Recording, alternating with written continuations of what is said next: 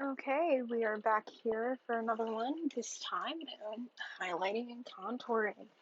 So I start off with blurring the skin. Not everybody does this, and you definitely don't have to do this. I like doing this on photos that are a bit grainier. I have it set around 86, I think.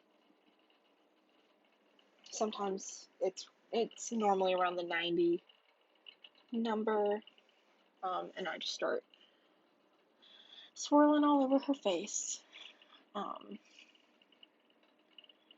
And I do the eyelids too. Sometimes it ends up hitting the eyelashes, but yeah, you know, it all works out in the end. And now I finally get rid of that hair strand that was there during the head manip that I noticed. Oh, low battery, rip. I did end up plugging in it and still currently plugged in, so I'm gonna actually unplug my computer now. Sorry about that. I even went on to blurring the model's skin just so that it all worked together and all that, blah blah.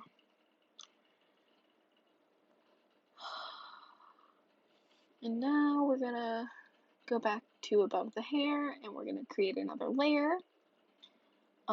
And now grabbing a soft round brush, which we got from General Brushes, soft round, it just has a 0% harshness, and then I'm gonna make it bigger using the bracket key again.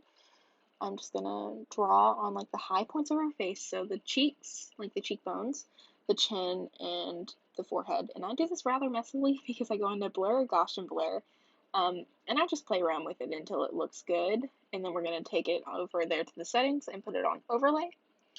And I don't know why I did that. Play around with the opacity until I feel like it looks good. Now we're gonna zoom in some more and make my brush smaller. And new layer, and we're going to draw on her nose, on the bridge, and the tip, and then on the inner corner, and under the brow. I like to think of this like anywhere where I would apply highlighter while doing makeup.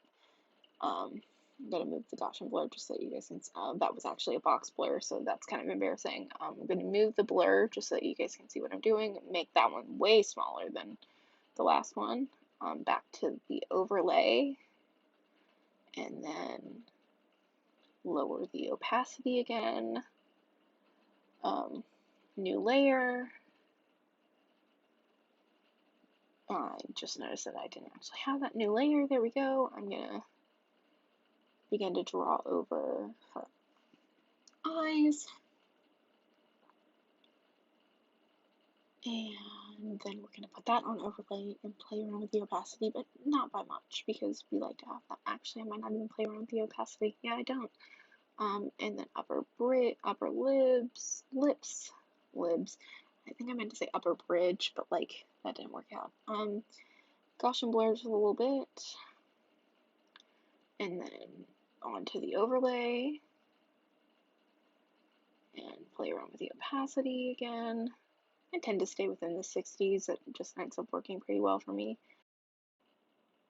And so now we're gonna pick back up, and we're gonna have some contouring things going on. I'm gonna switch over to a black color, and I'm going to just kind of but like trace her nose, and then use Gaussian blur, and then overlay, and then lower the opacity. I don't normally do the contouring. Sometimes I find that like with just with highlighting, it works out enough and everything looks good. And that's it.